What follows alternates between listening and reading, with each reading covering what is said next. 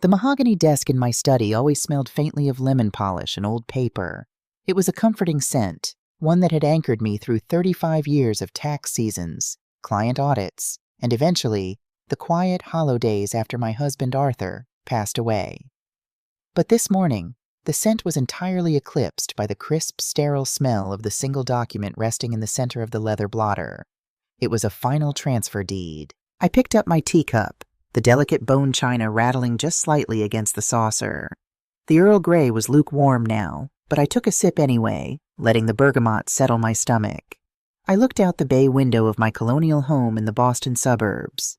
The autumn leaves were turning, vibrant slashes of crimson and gold against the gray New England sky. This house had been my sanctuary for 4 decades. We had raised our daughter here. We had celebrated Christmases by the fireplace and hosted summer barbecues on the patio. Now the walls felt like they were exhaling, releasing a breath they had been holding for years. I traced my index finger over the thick, raised ink of the notary's stamp at the bottom of the page. It was done. The quiet eviction of my own daughter and her husband was in motion, a mechanism of gears and legal clauses that, once started, could not be stopped. People think that betrayal is a sudden thing, a dramatic explosion, a screaming match in the rain, a shattered plate against a kitchen wall. But that's television. In real life, especially in families, betrayal is a slow leak. It's a drip, drip, drip that rots the floorboards so gradually you don't even realize the foundation is collapsing until you put your foot through it. I set the teacup down. To understand how I arrived at this cold, silent morning, you have to understand how the leaking began. You have to go back 3 years. The house wasn't always this quiet. 3 years ago, it was filled with the anxious, frantic energy of my daughter, Sarah. It was a Sunday evening in late November. I had spent the afternoon roasting a chicken, filling the house with the scent of rosemary and garlic, expecting our usual family dinner. Sarah, then 31, and her husband Mark arrived late. Mark didn't bring the wine he had promised. He didn't take off his coat immediately. He just stood in the foyer, his shoulders tight, his jaw clenched, looking like a man who had been personally insulted by the universe. "Corporate restructuring," Mark announced halfway through the meal, stabbing a piece of carrots with his fork as if it had offended him. "They're gutting middle management, bringing in a bunch of kids fresh out of grad school who don't know the first thing about logistics." He didn't use the word fired. He didn't use the word laid off. Men like Mark, men whose egos are as fragile as blown glass, never admit to losing. They claim they were pushed out by incompetence. Sarah sat next to him, her eyes wide and rimmed with red. She barely touched her plate. I remember looking at her and feeling that ancient instinctual maternal tug, the desperate need to throw a blanket over my child and protect her from the cold world. Later, while Mark was in the living room nursing a scotch I had poured from Arthur's reserve, Sarah followed me into the kitchen to help clear the plates. As soon as the swinging door closed behind us, she broke down. The tears came fast and heavy, smudging her mascara and making her look like the little girl who used to scrape her knees on the driveway. "Mom, I don't know what we're going to do," she whispered, gripping the edge of the granite counter so hard her knuckles turned white. "The mortgage on the new place, the car payments. Mark was the primary earner. I only work part-time at the clinic, and it barely covers groceries. We have maybe 2 months of savings, and that's if we drain the emergency fund." I reached out, wrapping my arms around her trembling shoulders. "Shh, sweetheart. It's going to be all right. He'll find something else. He has a good resume." "But what about right now?" she sobbed into my shoulder. "The property tax is due next month. The SUV insurance. He's so stressed, Mom. He feels like a failure. If we lose the house—" "You aren't going to lose the house," I said smoothly, automatically. The words bypassed my brain and came straight from a mother's heart. "I'll help, just until Mark gets back on his feet. It's what family does." I saw the immediate relief wash over her face. The tension left her body in a long, shuddering sigh. "Really, Mom? Are you sure? We'll pay you back. I promise, the second he gets a new position, every penny." "Don't worry about that right now," I told her, smoothing her hair. "Just support him. I'll take care of the heavy lifting." That night, I wrote my first check to them. It was for $3,000, enough to cover their mortgage and a few utility bills.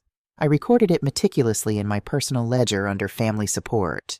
I didn't feel used. I didn't feel burdened. In fact, if I'm being entirely honest with myself, I felt a warm glow of purpose. Since Arthur's death, the house had been too big, my days too unstructured. I was a retired accountant with a healthy pension, solid investments, and a paid-off home.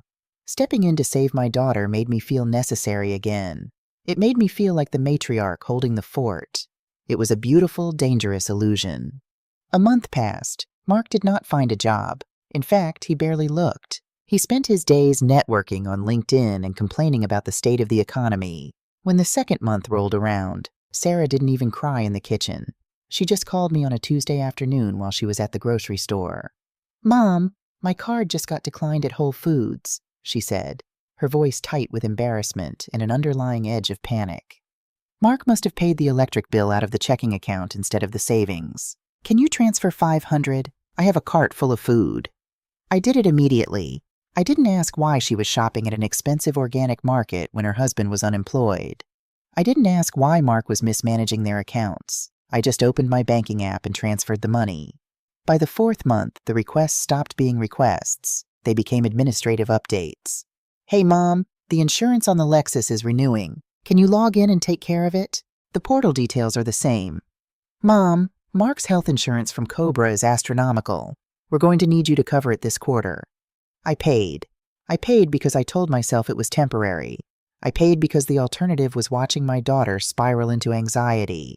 But as a numbers person, I couldn't help but notice the math.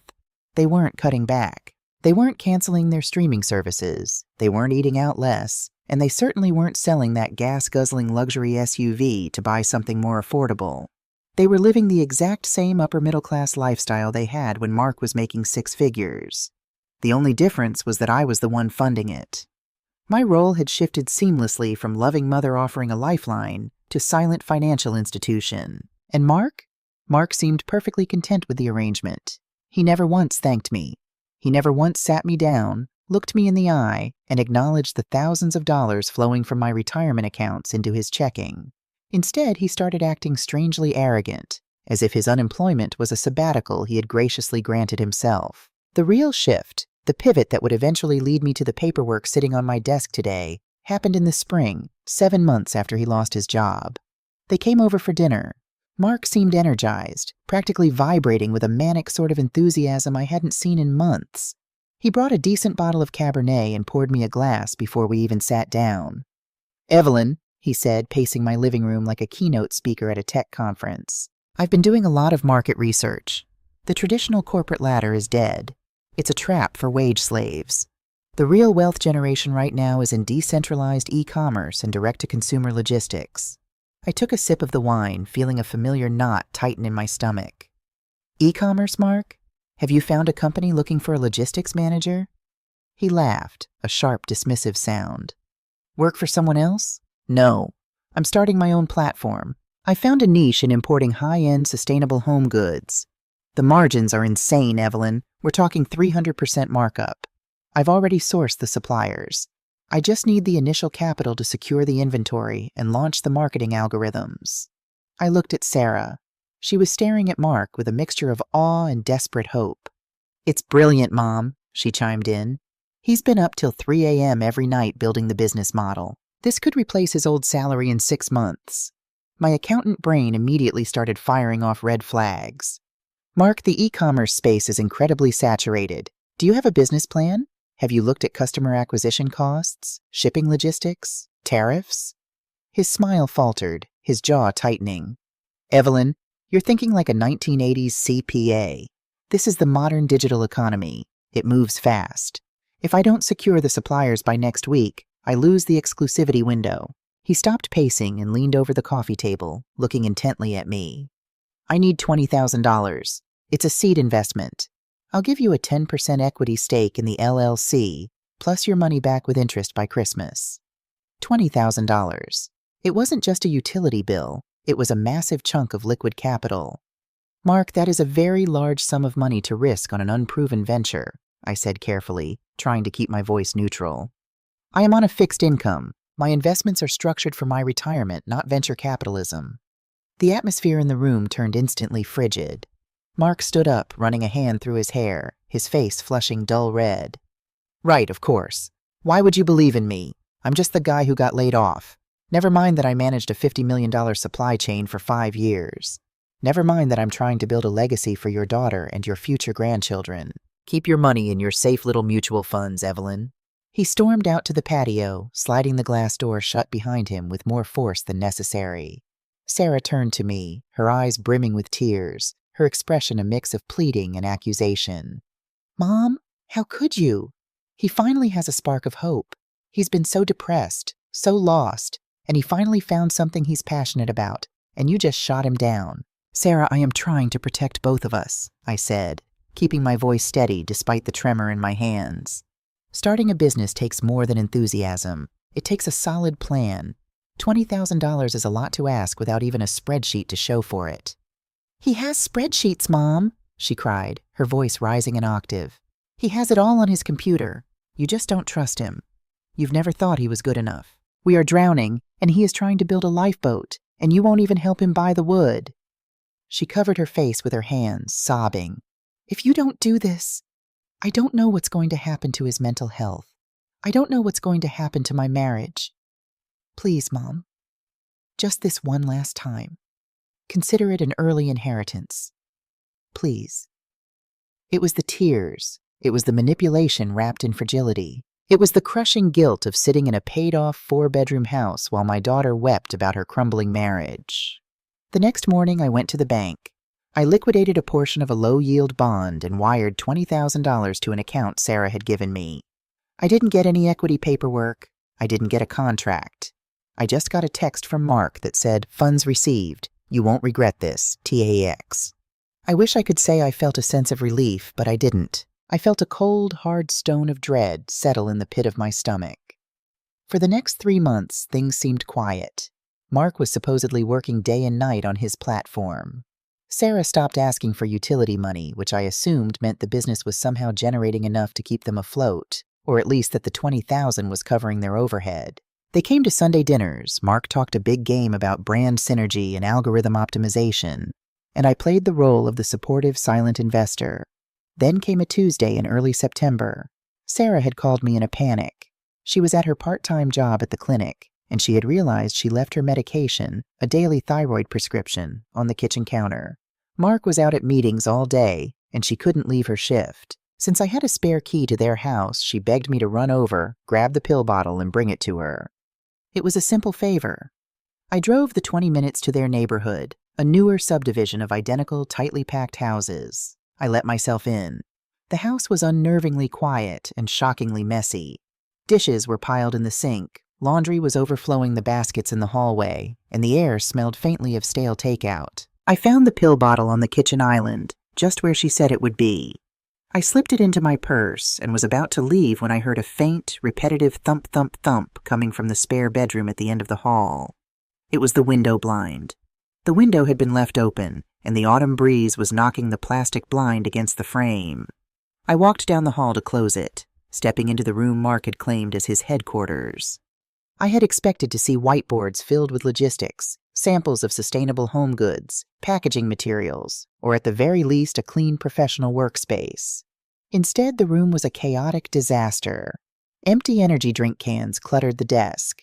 Fast food wrappers were piled in the trash. And the desk itself was covered in a snowstorm of loose papers, some of which had been blown onto the floor by the draft from the window. I walked over to the window, pulled it shut, and locked it. As I turned back, my sensible accountant nature took over. I couldn't just leave important business documents scattered on the floor. I knelt down to gather the papers, intending to place them neatly on his keyboard. I picked up the first few pages. They weren't shipping manifests. They weren't supplier contracts. They were credit card statements.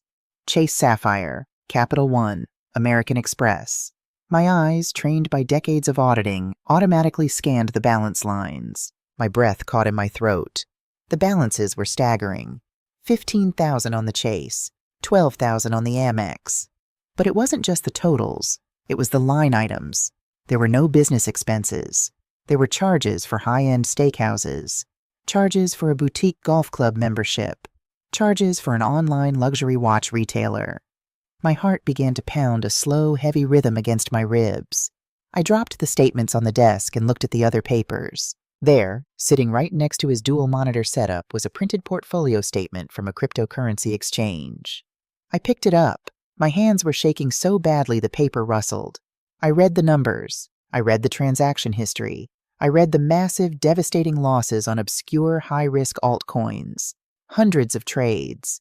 Buying high, panic selling low. The timeline of the deposits matched perfectly with the week I had wired the $20,000. There was no e-commerce business.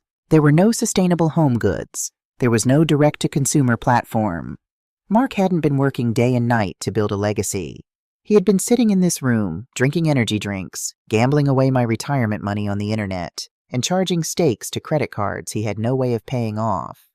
I stood frozen in that suffocating room, the papers clutched in my hand. I felt a physical sickness wash over me, a nausea so profound I had to grip the edge of the desk to keep from falling. It wasn't just the money. I had a pension. I would survive the financial hit. It was the lie. It was the absolute, unadulterated disrespect. I looked at a framed photo on the desk. It was Sarah and Mark on their honeymoon, smiling brightly. I realized in that terrible, quiet moment that I didn't know the man in the picture at all. And worse, I was terrified I didn't know my daughter either. I carefully, meticulously placed the papers exactly back where I had found them. I didn't confront him. I didn't call Sarah. I smoothed my skirt, picked up my purse, and walked out of the house, making sure the front door clicked locked behind me. I drove to the clinic, handed Sarah her medication with a perfectly pleasant smile, and drove back to my colonial home. When I walked through my front door, the silence of my house didn't feel lonely anymore. It felt like a war room. The mother who had written checks out of blind protective love had died in that messy spare bedroom. The woman who walked back into this house was an accountant, and it was time to start auditing the damages. The first thing you learn in accounting is that numbers do not possess morality. They do not care about your intentions, your excuses, or your tears. They simply are. They are a reflection of reality, stripped of all emotion. For the next 3 days after my discovery in Mark's chaotic spare bedroom, I did not call my daughter. I did not text my son-in-law to ask how his e-commerce business was going. Instead, I sat at my mahogany desk, opened a new password-protected spreadsheet, and began the agonizing process of a personal audit. I pulled up every bank statement, every credit card bill, and every wire transfer receipt from the moment Mark had announced his corporate restructuring. I went line by line. I had known, vaguely, that I was helping them a great deal. But when you are writing checks piecemeal, a utility bill here, a car insurance premium there, a grocery run to keep the peace, you compartmentalize the bleeding. You treat each symptom individually without looking at the underlying disease. When I finally hit the auto sum button at the bottom of the column, the number on the screen made the breath leave my lungs in a sharp, painful rush. $48,622 in less than 2 years. That included the $20,000 for the phantom startup, the mortgage payments, the health insurance, the groceries, and the countless emergencies that Sarah had called me crying about. Nearly $50,000 of the nest egg Arthur and I had painstakingly built, evaporating into the ether of Mark's ego and Sarah's complacency. But even then, staring at that sickening number, the mother in me tried to build a defense for my child. Sarah doesn't know, I told myself. She works at the clinic. She's busy with the house. Mark handles the finances. He's lying to her just like he's lying to me. She is a victim of his financial infidelity. It is astounding the lies we will tell ourselves to protect the image of the children we raised. I needed to believe that Sarah was innocent. I needed to believe that if I showed her the truth, she would be horrified, that she would pack a bag, come home to her childhood bedroom, and let me help her start over. I decided to talk to her alone. I called her on a Thursday morning, knowing Mark had a standing networking lunch at his golf club, paid for, I now knew, by a maxed-out Chase Sapphire card. I asked her to come over for coffee. I told her I had made lemon blueberry scones, the ones she used to devour when she was in high school. She arrived just before noon, looking exhausted but put together, wearing a cashmere sweater I had bought her for her birthday. We sat in the sunroom. The autumn light poured through the glass, warming the terracotta tiles. It felt like a safe space, a place for truth. I poured the coffee, pushed a plate of scones toward her, and took a deep breath. There was no easy way to wade into this water, so I simply stepped off the edge. "Sarah," I began, keeping my voice gentle, maternal. When I went over to your house on Tuesday to get your medication, the window in Mark's office was open. The wind was blowing papers everywhere. I went in to close it and to pick them up. Sarah froze, her coffee cup halfway to her mouth. Her eyes darted to mine, and for a fraction of a second, I saw a flash of pure, unadulterated panic. But it vanished so quickly I almost thought I had imagined it. Mom, you went into Mark's office? Her tone wasn't shocked. It was defensive. Her voice took on that tight, clipped edge she used when she felt cornered. You know he hates people touching his workspace. He has a very specific organizational system. There is no system, Sarah, I said softly, reaching across the small wicker table and gently placing my hand over hers. I saw the papers. I saw the credit card statements. And I saw the cryptocurrency portfolio. He hasn't been building an e-commerce platform. He's been day trading. He lost the $20,000 I gave him, and he's racked up tens of thousands in high-interest credit card debt. I waited for the gasp. I waited for the tears, the denial, the horror of a betrayed wife. I had my arms ready to hold her. I had the guest bedroom already made up in my mind. Instead, Sarah slowly pulled her hand out from under mine. She set her coffee cup down with a sharp clink against the saucer. She didn't look devastated. She looked annoyed. You shouldn't have been snooping, Mom, she said, her voice dropping to a harsh whisper. The air in the sunroom suddenly felt very thin. Snooping, Sarah, I was picking up papers off the floor. Did you hear what I just said? He lied to me. He took $20,000 of my retirement under false pretenses and gambled it away. Did you know about this? She looked away, fixing her gaze on the rhododendron bush outside the window. A heavy, suffocating silence stretched between us. The grandfather clock in the hallway ticked off the seconds. 1, 2, 3. Crypto isn't gambling, Mom, she finally muttered, crossing her arms defensively over her chest. It's decentralized finance. It's highly volatile, yes, but it has massive upside potential. Mark explained it all to me. You have to spend money to make money. He just hit a bad market cycle. I stared at the woman sitting across from me. She looked exactly like my daughter.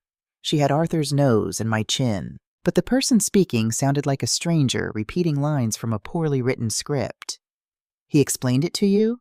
The realization hit me like a physical blow to the chest. The nausea returned, sharper this time. You knew. When you sat in my living room and cried, begging me to invest in his lifeboat because his mental health was failing, you knew he was going to put it into internet coins? Sarah's face flushed a deep, angry red. She turned back to me, her eyes narrowed. The defense mechanism of the guilty is almost always an offensive strike. Don't look at me like that, Mom, like I'm some kind of criminal, she snapped, her voice rising, shattering the peace of the sunroom. You don't understand the pressure we are under.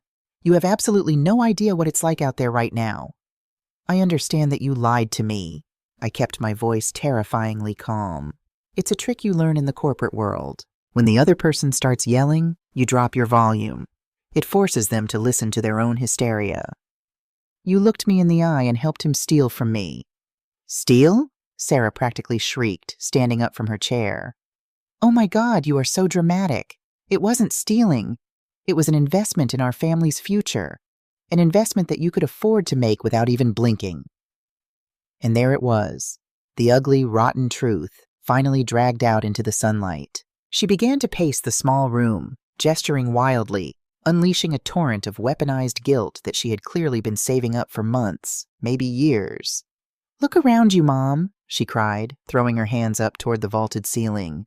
You are sitting in a 4-bedroom, $1 million colonial in one of the best school districts in the state. It's entirely paid off. You get a pension every single month just for waking up. You have Medicare. You have Social Security. You have a massive portfolio that Dad left you. You have everything. She stopped and pointed a trembling finger at me. And what do we have? We have a mortgage we can barely afford, inflation eating our grocery budget alive, and a job market that threw my husband out like garbage. We are drowning. And you're sitting up here on your hill, counting your pennies and acting like a martyr because we made a few bad financial decisions trying to survive.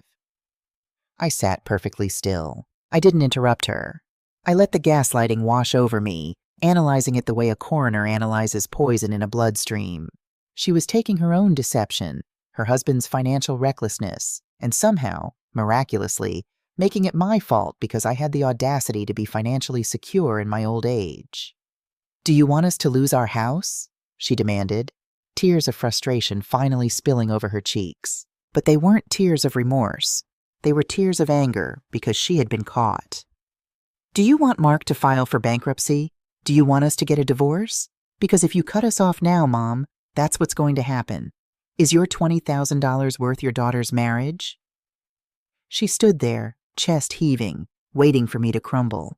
She was waiting for the Evelyn who had written checks to keep the peace. She was waiting for the mother who would absorb the blame, apologize for being out of touch with the modern economy, and open her checkbook to fix it. I looked at the lemon blueberry scones on the table. I had spent an hour baking them from scratch that morning. It suddenly felt like the most pathetic, foolish thing I had ever done. I didn't yell. I didn't cry. I felt an incredible icy detachment settle over my shoulders, heavy and protective as a lead apron. In that moment, the umbilical cord finally, permanently snapped. She was no longer my little girl who had scraped her knee. She was a 34-year-old woman, a willing accomplice to financial abuse, who viewed me not as a mother to be respected, but as a resource to be extracted. I was merely a vault, and she was furious that the vault had started asking questions. "Sarah," I said quietly. My voice lacked any warmth, any tremor. It was the voice of the senior auditor at the firm, delivering a fatal discrepancy report to a corrupt client. "You may sit down, or you may leave, but you will not stand in my home and raise your voice at me to justify your husband's gambling." She blinked, momentarily thrown off balance by the absolute lack of emotion in my response. She had expected a fight, tears, a dramatic mother-daughter reconciliation. She didn't know how to handle the cold void. She slowly sank back into her wicker chair, wiping her nose with the back of her hand, suddenly looking very small. "Mom, I'm just so stressed." She tried to pivot, her tone softening, trying to employ the old tactic of victimhood. "Mark is losing his mind. The credit card companies are calling constantly. He thought the crypto was a sure thing. We just need a little more time, a little more help to consolidate the debt." She was still asking for money, even now. "There will be no more help, Sarah," I said. The words tasted like ash, but they were necessary. "I am not an ATM. I am your mother, and you have treated me with a profound lack of respect. I will not fund Mark's delusions, and I will not fund your complicity." She stared at me, her mouth slightly open. "So, what? You're just cutting us off? Just like that? You're going to let us sink?" "You drilled the holes in your own boat," I replied smoothly. "I am simply refusing to hand over the planks from mine." I stood up, signaling that the meeting was over. "I think you should go home now." She stood up, her face a mask of disbelief and renewed fury. She grabbed her purse, the leather strap biting into her shoulder. "You're going to regret this," she sneered, her voice venomous. "You're going to end up in this big, empty house, entirely alone, counting your stupid mutual funds while your family falls apart. Goodbye, Sarah." She stormed out of the sunroom, her heels clicking aggressively against the hardwood floor of the hallway. The front door slammed shut with a force that rattled the glass in the window panes. I stood in the silence of the sunroom for a long time. I looked at her half-empty coffee cup. Most mothers would have collapsed onto the floor in tears. Most mothers would have spent the evening agonizing over whether they had been too harsh, wondering if they were destroying their family. But I had already mourned the loss of my family. I had mourned them when I saw those credit card statements. The woman who just walked out the door was a hostile entity who felt entitled to the fruits of my lifelong labor. I walked back into my study and sat down at the mahogany desk. I opened the spreadsheet again. I didn't delete it. I added a new tab. I called it Documentation. I spent the rest of the afternoon going through my phone. I took screenshots of every single text message Sarah had sent me pleading for money. I backed up the emails Mark had sent with his hollow promises. I downloaded the official bank PDFs showing the exact dates and times the funds had moved from my account to theirs. I created a meticulous, undeniable paper trail of their financial parasitism. I knew Mark's ego. I knew Sarah's sense of entitlement. They wouldn't just accept being cut off. They were desperate, drowning in debt, and I was their only life raft. They would come back, and they would escalate. They would try to manipulate the extended family. They would try to guilt me, and when that failed, they would try to force my hand. I was no longer dealing with family. I was dealing with adversaries. And as an accountant, I knew the golden rule of conflict. Whoever has the best documentation wins. The war room was officially open. I was going to let them think they had the upper hand. I was going to let them think my silence was weakness, that I was just a lonely widow pouting in her big house. I would wait. I would watch. And when they finally made their move to take what they believed was rightfully theirs, I would be ready to dismantle their world, piece by entitled piece. For 3 weeks, the silence from my daughter's house was absolute.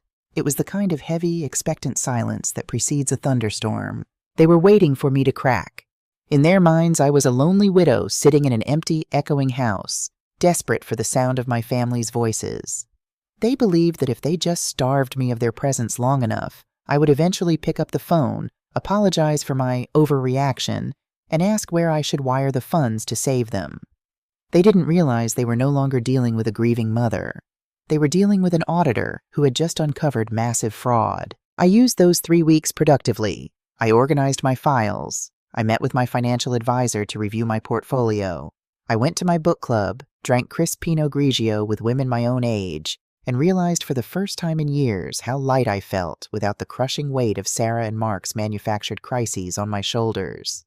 But I knew the silence wouldn't last. The credit card companies charge late fees. The mortgage goes into arrears. Desperation is a ticking clock, and their alarm was about to ring. It happened on a rainy Tuesday evening. The doorbell chimed, a startling sound in the quiet house. I checked the security camera monitor in the kitchen. It was Mark and Sarah, standing on my porch under a shared umbrella. Sarah was holding a white bakery box, the universal symbol of a peace offering. I took a slow breath, smoothed my cardigan, and opened the door. "Hi, Mom," Sarah said, her voice soft, adopting the tone of a wounded animal. She held up the box. "We brought that lemon tart you like from the bakery downtown. We wanted to talk, if you'll let us in." Mark stood slightly behind her, hands in the pockets of his tailored trench coat, looking appropriately solemn. The performance was meticulously rehearsed. "Come in," I said evenly, stepping aside. We sat in the living room. The tart sat untouched on the coffee table. Sarah did the talking at first. She apologized for losing her temper. She admitted they were under immense stress and that Mark had made some poor tactical decisions in the market. She cried, dabbing the corners of her eyes carefully so as not to ruin her makeup. "We know we messed up, Evelyn," Mark chimed in, leaning forward, resting his elbows on his knees. He looked me in the eye, trying to project earnestness. "I let my ambition blind me. I wanted to give Sarah the world, and I took a risk I shouldn't have. I take full responsibility." It was a beautiful speech. If I hadn't seen the charges for the boutique golf club and the luxury steakhouses, I might have believed him. "So what is the plan now?" I asked, sipping my water. "Have you found a job, Mark?" He cleared his throat, adjusting his watch. "I have several final round interviews lined up, executive level, but the hiring process takes time, and right now, we are facing a severe liquidity crisis. The debt from the crypto losses has triggered penalty APRs on our cards. We're drowning in interest." He paused, letting the severity of the situation hang in the air. Then the pivot. "I've been running the numbers, Evelyn. There is a very simple, highly logical way out of this that protects all of us. It's a standard financial restructuring maneuver." He reached into his leather briefcase and pulled out a manila folder. "It's a HELOC, a home equity line of credit." He slid the folder across the mahogany coffee table toward me. "Your house is fully paid off," Mark continued, his voice slipping effortlessly back into the arrogant corporate bro cadence I despised. "It's currently appraised at $1.2 million. That is dead equity, Evelyn. It's just sitting there, completely stagnant, doing nothing for you. We can take out a modest line of credit against the house, say $200,000. We use it to wipe out our high-interest debt entirely. We consolidate everything into one low-interest monthly payment, which Sarah and I will service, of course. It saves us from bankruptcy, and it doesn't cost you a single dime out of your liquid accounts." I stared at the folder. The audacity of it was so monumental it was almost breathtaking. They weren't here to apologize. They were here because they had exhausted my cash, and now they wanted the roof over my head. He wanted me to put a lien on the home Arthur and I had worked 30 years to pay off, so he could cover the tracks of his gambling and gross incompetence. "You want me to mortgage my home," I said, my voice perfectly flat. "It's not a mortgage, Mom, it's a line of credit," Sarah interjected quickly. eager to smooth over the ugly reality. "It's just leveraging the asset. Everyone does it. It's smart money management. And we would pay the monthly bill. It just needs your name and the house as collateral." Collateral. If Mark missed a payment, and he would, because he had no income and an ego too big to take a job beneath him, the bank would come after my house, my sanctuary. I looked at Mark. I looked at my daughter, who was nodding encouragingly, fully complicit in offering up her mother's security on a silver platter to her husband. "Leave the paperwork," I said quietly, making no move to touch the folder. "I am a retired accountant, Mark. I don't sign financial instruments without reading the fine print. I will need to review this." Mark's jaw tightened infinitesimally, but he forced a smile. "Of course. Take a few days. But Evelyn, time is of the essence here. The collection agencies are getting aggressive." "I will let you know," I replied, standing up to signal the end of the meeting. They left, looking relieved. They thought they had planted the seed. They thought my request to review the documents was the first step toward capitulation. 4 days later, the facade finally, permanently shattered. It was a Saturday. They had come over for a late lunch, keeping up the charade of the happy, reconciling family. Sarah was making a salad in the kitchen, chattering about a neighbor's landscaping. Mark had excused himself to use the restroom upstairs. I was in the dining room arranging the silverware when I realized Mark had been gone for nearly 15 minutes. A cold prickle of unease washed over the back of my neck. I put down the forks. I walked softly out of the dining room and crept up the carpeted stairs. My house is old. You have to know where to step to avoid the creaking floorboards. I knew every inch of it. I made no sound. The bathroom door in the upstairs hallway was wide open. It was empty. I turned my head toward my home office at the end of the hall. The door was ajar, just a sliver. I moved down the hallway, my heart beginning to hammer a slow, sick rhythm against my ribs. I peered through the crack. Mark was standing behind my desk. He wasn't just snooping.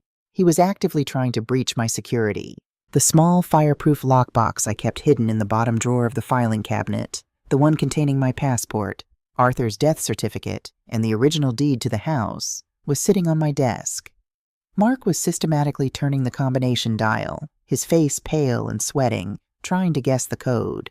But that wasn't the worst part. Scattered on the desk next to the lockbox were the HELOC application forms he had left with me on Tuesday, and next to them was a notepad. He was holding a pen. He was looking at an old, voided check of mine he must have dug out of a drawer. I watched, paralyzed by a mixture of horror and cold fury, as my son-in-law meticulously practiced forging my signature on the notepad. Evelyn Dawson, Evelyn Dawson, Evelyn Dawson. Over and over, his hand looping my name, trying to perfect the slant of the D, the curve of the E. He was planning to forge my signature on a $200,000 loan application against my house. He was planning to commit felony bank fraud. The betrayal was so profound it transcended anger. It moved into a realm of absolute, clinical clarity. This was not a struggling family member asking for help. This was a predator. And my daughter was the one who had given him the keys to the house. I didn't push the door open. I didn't scream. I didn't confront him. A confrontation would only result in him denying it, grabbing the notepad and burning the evidence. I needed him comfortable. I needed him to think he was the smartest person in the room. I backed away from the door, silent as a ghost. I walked down the stairs, went into the kitchen, and loudly dropped a serving spoon onto the tile floor. "Oh, clumsy me!" I called out. 2 minutes later, Mark came jogging down the stairs, his face flushed, adjusting his cuffs. "Everything okay down here?" he asked, his voice dripping with fake concern. "Just dropped a spoon," I smiled warmly at him. The smile felt like it belonged to someone else. "Lunch is almost ready." That night after they left, I went upstairs. I locked the office door. I took the notepad with my forged signatures, slid it into a clear plastic sleeve, and added it to the documentation file. Then I called the finest real estate investment firm in Boston. The climax of their entitlement arrived the following Thursday. It was my 65th birthday. In keeping with the illusion that they were a functioning, successful family, Mark had insisted on taking me out for a celebratory dinner. He chose an upscale waterfront seafood restaurant in the city, the kind with white linen tablecloths, dim lighting, and waiters who crumbed the table between courses. Naturally, I knew I would be paying the bill. Mark's credit cards were entirely frozen by now. We were seated in a plush corner booth. I wore my best pearls and a tailored navy suit. I looked the part of the wealthy, stable matriarch. Mark was heavily perfumed in cologne and anxiety. He ordered a double scotch before we even looked at the menus. Sarah looked pale, picking nervously at her cuticles. The tension at the table was thick enough to carve with a steak knife. I sipped my sparkling water, serene, watching them sweat. By the time the entrees arrived, Mark was on his third scotch. The alcohol stripped away the slick corporate veneer, revealing the desperate, cornered rat underneath. He couldn't hold it in anymore. "So, Evelyn," Mark said loudly, cutting his filet mignon with unnecessary aggression. The clatter of his knife against the china drew glances from the neighboring tables. "It's been over a week. Have you signed the HELOC paperwork? I need to submit it to the underwriter by Friday morning or we lose the promotional interest rate." I set my fork down, dabbing my lips with the linen napkin. "I've been quite busy, Mark. I haven't made a final decision." Mark slammed his glass down on the table. The ice cubes rattled loudly. Sarah flinched, shrinking back into the leather booth. "A final decision?" Mark sneered, his voice rising. The alcohol had emboldened his arrogance. "What is there to decide? It's basic economics. But you wouldn't understand that, would you? You're too busy hoarding your wealth." "Mark, please," Sarah whispered, looking around at the other patrons. "Not here." "No, let's talk about it here," he snapped at his wife, before turning his venom back on me. "You boomers are all the same. You sit on your paid-off real estate, clutching your pearls and your pensions, while our generation is getting slaughtered by inflation and corporate greed. We are drowning, Evelyn, and you have the nerve to sit there, sipping your water, playing games with my life, when you could fix all of this with one signature." The restaurant had grown uncomfortably quiet. The couple at the next table had stopped eating, watching the drama unfold. "You're a selfish old woman," Mark hissed, leaning across the table, his face twisted in ugly resentment. "You care more about bricks and mortar than you do about your own flesh and blood. You are failing your daughter. You are a failure as a mother."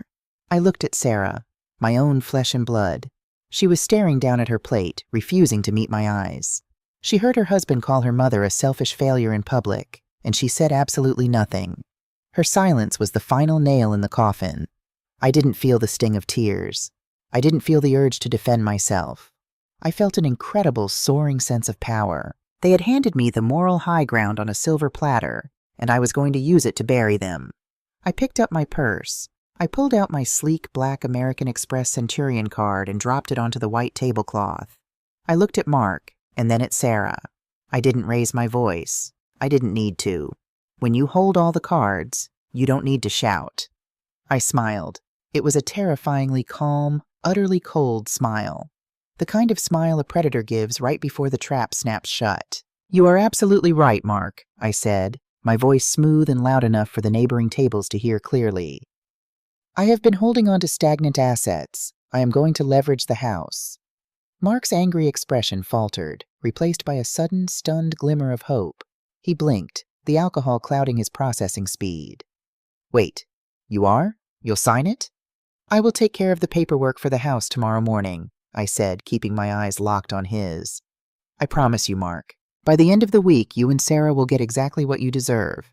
Every single thing you have earned." Sarah finally looked up, letting out a massive, shuddering breath of relief.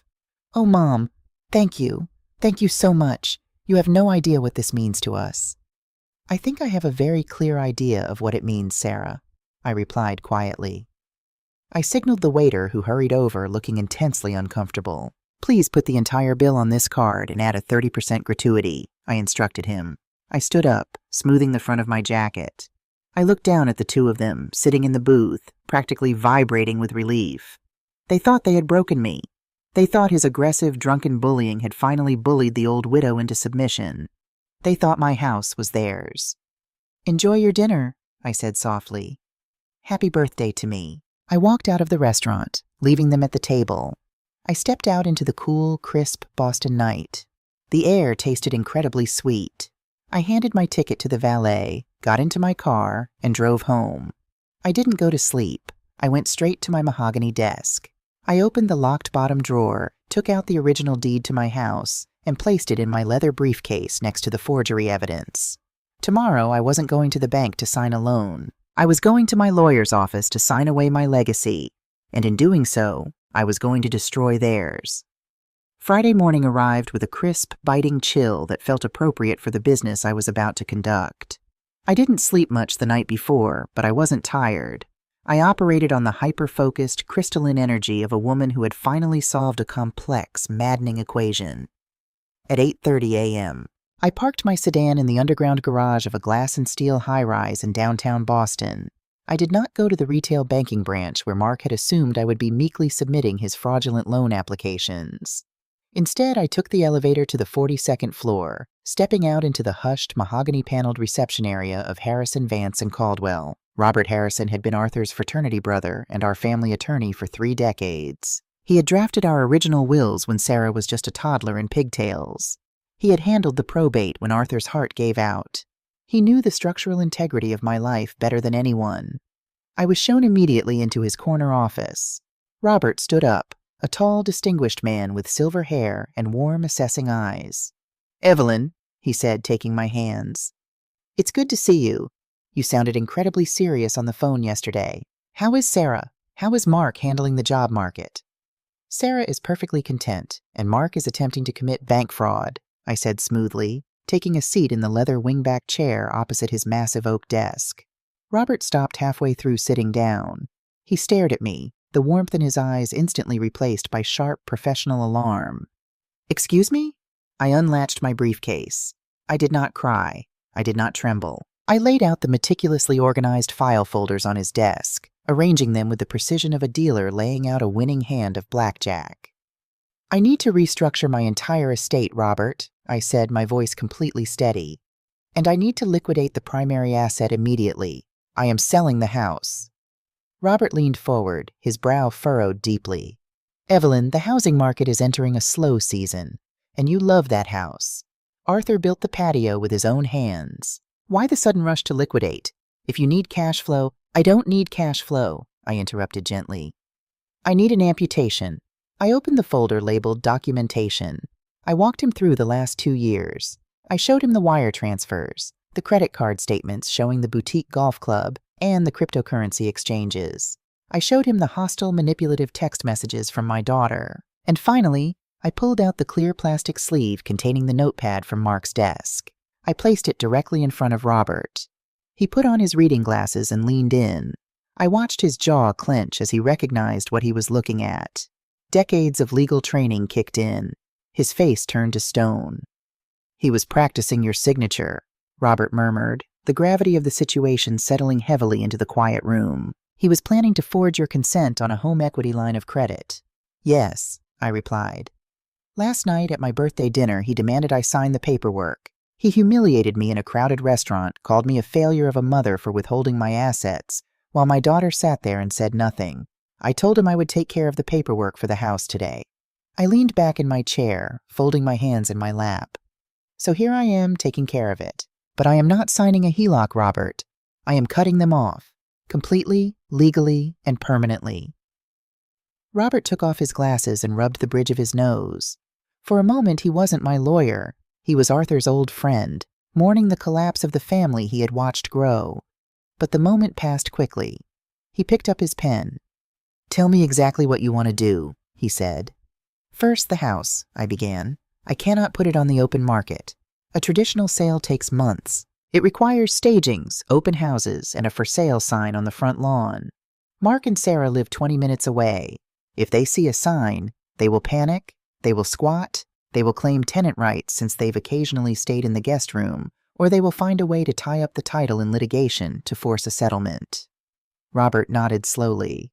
"You're right. In Massachusetts, dealing with hostile family members claiming implied tenancy can drag an eviction out for a year." "Exactly," I said. "So we bypass the retail market. I want to sell it to an institutional cash buyer, one of those corporate real estate investment trusts that buy properties as is and close in days. I know I will take a loss on the appraisal value. I don't care. I am willing to pay a premium for speed and absolute discretion. I want the deed transferred and the money in a protected account within 10 days. Robert made a swift note on his legal pad. I have contacts at Apex Property Acquisitions. They specialize in high-value, rapid suburban turnarounds. I can have a quiet appraisal done by tomorrow morning, and we can execute a remote closing by the end of next week. They will buy it with all the existing furniture you don't want to take. You can just walk away. Perfect, I said, feeling a profound sense of relief wash over me. The heavy, colonial walls that Mark thought he was entitled to were about to vanish into thin air. Next, my estate. I handed him a second folder. I want to establish an irrevocable trust. Everything I own, my pension survivor benefits, my mutual funds, my bonds, and the cash from the sale of the house goes into it. I am removing Sarah as my primary beneficiary, and Mark is to be explicitly barred from accessing a single cent of my estate, ever. You are disinheriting your only child, Robert stated. It wasn't a judgment. It was a legal confirmation, ensuring I understood the gravity of the act. I am protecting my legacy from a gambling addict and his enabler, I corrected him. The trust will have 2 beneficiaries. 50% will go to the St. Jude's Women's Shelter downtown. The other 50% will be locked in a generation-skipping trust for my future grandchildren, accessible only when they turn 25, strictly for education or purchasing a first home. Sarah is not to be a trustee. You will be the executor. I will add an ironclad in terrorem clause, Robert added, his pen flying across the page. A no-contest provision. If Sarah or Mark attempt to challenge the validity of the trust or the will in probate court after you pass, they will automatically forfeit any legal standing and be liable for the estate's legal fees. Make it as watertight as a submarine, Robert. We spent the next 4 hours drafting, reviewing, and signing. I updated my medical power of attorney, removing Sarah and appointing a trusted retired colleague. I changed the emergency contacts on my bank accounts, my health insurance, and my doctor's offices. I severed every invisible string that tied my daughter to my life. When I finally stood up to leave, Robert walked me to the elevator bank. He looked at me with a mixture of professional respect and deep personal sympathy. "Evelyn," he said softly as the elevator doors chimed, "this is a surgical strike. It is brilliant, and it is entirely legal. But it is going to be incredibly painful when the anesthesia wears off. Are you prepared for the fallout?" "I've been in pain for 2 years, Robert," I told him, stepping into the empty car. "This isn't the injury. This is the cure." The weekend was an exercise in surreal compartmentalization. Mark and Sarah thought I was waiting for the bank's underwriting department to process their loan. They gave me space, playing the roles of patient, grateful children. On Saturday afternoon, Mark's anxiety clearly got the better of him. My phone buzzed on the kitchen counter. A text message from him. "Hey Evelyn, hope you're having a relaxing weekend. Just checking in on the HELOC paperwork? The credit card companies are calling Sarah again. Need to give them a timeline." I stared at the screen. A week ago, a message like that would have sent my blood pressure spiking. I would have felt the crushing, suffocating guilt of my daughter's distress. Now I felt nothing but a cold, clinical amusement. He was still trying to manage me. He was still trying to use Sarah's anxiety as a cattle prod. I typed my reply slowly, ensuring every word was technically true, yet entirely misleading. "Hello, Mark. Do not worry. The paperwork has been signed and submitted to the appropriate parties. Everything is moving exactly as it should. The final transfer is pending. It is out of my hands now." His reply came back less than a minute later. "Fantastic. Thank you, Evelyn. I knew you'd see the logic in this. We owe you big time. Dinner on us next week to celebrate." I put the phone face down on the counter. "You owe me nearly $50,000, I thought into the quiet room. "And there will be no dinner next week." Over the next 5 days, my house transformed from a home into a logistics center. I did not hire a massive moving company with branded trucks that the neighbors would notice. I hired a small, premium relocation service that specialized in discrete estate liquidations. They arrived in unmarked vans. I was ruthless in my packing. When you realize that the people you were saving your heirlooms for view you as nothing more than a bank account, the sentimental value of objects evaporates. I packed Arthur's letters, my favorite books, my jewelry, and the comfortable clothes I loved. I packed the photo albums from before Sarah met Mark. Everything else, the heavy antique dining table where Mark had insulted me, the guest bed they slept in, the crystal glassware they drank my wine from, I left behind. Apex Property Acquisitions had agreed to handle a complete clean-out. By Thursday, the house echoed. The Persian rugs were rolled up, the walls were bare of paintings, and my voice bounced off the empty hardwood floors. It didn't feel like a tragedy. It felt like shedding a heavy, suffocating winter coat in the middle of summer. While the packers worked, I finalized my destination. I had leased a beautiful, sun-drenched, 2-bedroom apartment in a quiet coastal town in Maine, a 4-hour drive north of Boston. It was in a secure building with key fob access, overlooking a marina. It was a place where nobody knew my name, nobody expected me to fund their lifestyle, and nobody could drop by unannounced. Friday morning, exactly 1 week after the disastrous birthday dinner, the final piece of the puzzle clicked into place. I sat at my mahogany desk, the only piece of furniture left in the study, with my laptop open. Robert Harrison was on speakerphone. A representative from Apex Property Acquisitions was on a video conference call. "The wire transfer has been initiated from our escrow account, Mrs. Dawson," the Apex representative said, his voice tinny through the computer speakers. "We have received the signed deed. The transaction is complete. We will take possession of the property at 5 o'clock this evening." I opened a new tab on my browser and logged into my banking portal. I hit refresh. There it was. A massive 7-figure deposit had landed securely in my newly established, fiercely protected irrevocable trust account. "Confirmed," I said, closing the laptop. "Thank you, gentlemen." "Have a safe drive to Maine, Evelyn," Robert said warmly before disconnecting. I stood up. The house was entirely silent. The movers had left hours ago. My suitcases were already loaded into the trunk of my car. I walked through the empty rooms one last time. I walked through the kitchen where Sarah had cried about her mortgage. I walked through the living room where I had handed over a $20,000 check for a fake business. I walked through the dining room where my son-in-law had called me a loser.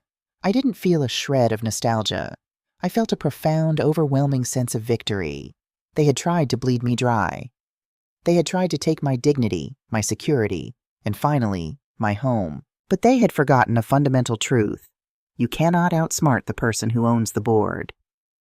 I walked out the front door, locked the deadbolt, and dropped the keys into a prepaid FedEx envelope addressed to the Apex property manager. I walked down the driveway, got into my car, and started the engine. I didn't look in the rearview mirror as I drove away. I knew what was coming next. The trap was set, the bait was gone, and the jaws were about to snap shut. Mark and Sarah had told me they were going away for a romantic weekend getaway to a bed and breakfast in Vermont, funded, no doubt, by whatever desperate credit line they had left, anticipating a massive cash injection from my supposedly mortgaged house by Monday morning. They were expecting to come home to a financial rescue. Instead, they were going to come home to an eviction notice, an empty bank account, and the terrifying realization that the silent, accommodating mother they had abused for years had just orchestrated their total, undeniable ruin. I turned onto the interstate, pointed my car north toward the ocean, and turned on the radio. For the first time in 3 years, I smiled a genuine, effortless smile. Let the weekend end. Let the consequences begin. Monday morning in coastal Maine smelled of salt spray, cold Atlantic wind, and the sharp, clean scent of pine needles. It was a magnificent, sweeping contrast to the suffocating lemon polish and heavy drapery of my old study in Boston. I sat on the balcony of my new apartment, wrapped in a thick wool shawl, holding a mug of dark roast coffee. I didn't have a schedule. I didn't have a crisis to manage. I only had a new prepaid cell phone sitting on the glass patio table. Only 2 people in this world had the number: my financial advisor and Robert Harrison. At precisely 2:15 p.m., the phone vibrated against the glass. I picked it up, feeling a strange, hollow calmness. "Evelyn?" Robert's voice came through the speaker, crisp and professional, but carrying a faint undertone of weariness. "I thought you would want the update. The dust has officially settled." "Tell me," I said, leaning back into my chair and watching a pair of seagulls circle the marina. I didn't need to be there to see it. Between Robert's detailed account and my intimate knowledge of my daughter's and son-in-law's predictable psychology, the morning's events played out in my mind with perfect, high-definition clarity. Mark and Sarah had returned from their weekend in Vermont, entirely oblivious to the fact that the earth had opened up beneath them.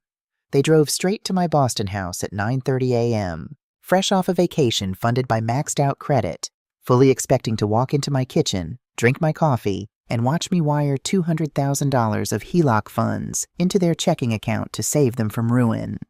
Instead, they pulled into a driveway occupied by a commercial roll-off dumpster and a white-paneled van bearing the logo of Apex Property Acquisitions. Mark, operating on his usual cocktail of arrogance and assumed authority, had marched up the front steps, demanding to know what was going on. He expected to find me inside, perhaps hiring contractors for a renovation. What he found was a locksmith efficiently drilling out the brass deadbolt I had polished for 40 years, and a property manager in a polo shirt holding a clipboard. Robert spoke to the Apex manager an hour ago, Robert told me over the phone. Apparently, Mark threatened to call the police, claiming to be the legal resident and heir to the property. The manager simply handed him a photocopy of the recorded deed transfer and the corporate ownership documents. He informed Mark that the previous owner had vacated on Friday, and if Mark didn't step off the porch, Apex would be the ones calling the police for trespassing. I took a slow sip of my coffee. I could picture Mark's face. The exact moment his blustering corporate bro facade cracked and gave way to absolute unadulterated panic. The moment he realized there was no loan. There was no safety net. The house, his ultimate collateral, the golden goose he thought he had successfully bullied out of me, was gone. Sold for cash to a faceless corporation that didn't care about his liquidity crisis. Sarah tried to call you, of course, Robert continued. I knew. My old phone was currently sitting at the bottom of a municipal trash can at a rest stop somewhere off Interstate 95, deactivated and utterly silent. When she got the disconnected message, Robert said, his voice dropping an octave, she panicked. She drove straight to my office. Mark didn't come with her. I imagine he was too busy fielding calls from the credit card companies he promised to pay today. This was the part I had carefully orchestrated. The final, undeniable delivery of consequences. Sarah had burst into Robert's reception area, demanding to see him, crying about a mistake, a misunderstanding, a stolen house. Robert had ushered her into his corner office, offered her a glass of water, and sat her down. He didn't offer her sympathy. He didn't offer her a tissue. He was executing my will as the matriarch I was finally choosing to be. I handed her the envelope you left, Evelyn, Robert said. I explained to her, in very clear legal terms, that you had liquidated your primary asset, relocated out of state, and restructured your entire estate. I informed her of the irrevocable trust. I told her that she was no longer a beneficiary, and that any attempt to contest your decisions would activate the interim clause, leaving her responsible for exorbitant legal fees. How did she react? I asked, my voice steady. I felt no joy in my daughter's pain, but I felt a profound, necessary need for her to face reality. Shock, denial, then anger, Robert sighed. She accused me of manipulating you. She said her mother would never abandon her family. That was when I told her to open the envelope. Inside that thick manila envelope was the architecture of their entitlement, laid bare for her to see. There was the spreadsheet, $48,622. Every grocery bill, every insurance premium, every emergency cash transfer, meticulously documented and totaled. Behind that were the photographs I had taken in Mark's chaotic office. The cryptocurrency losses, the boutique golf club charges, the undeniable proof that she had lied to my face in my sunroom, demanding I fund a lifeboat, while her husband was drilling holes in the hull to buy luxury watches. And then there was the final piece of paper, the clear plastic sleeve containing the notepad. When she saw the forged signatures, Robert said quietly, she stopped talking. The color completely drained from her face.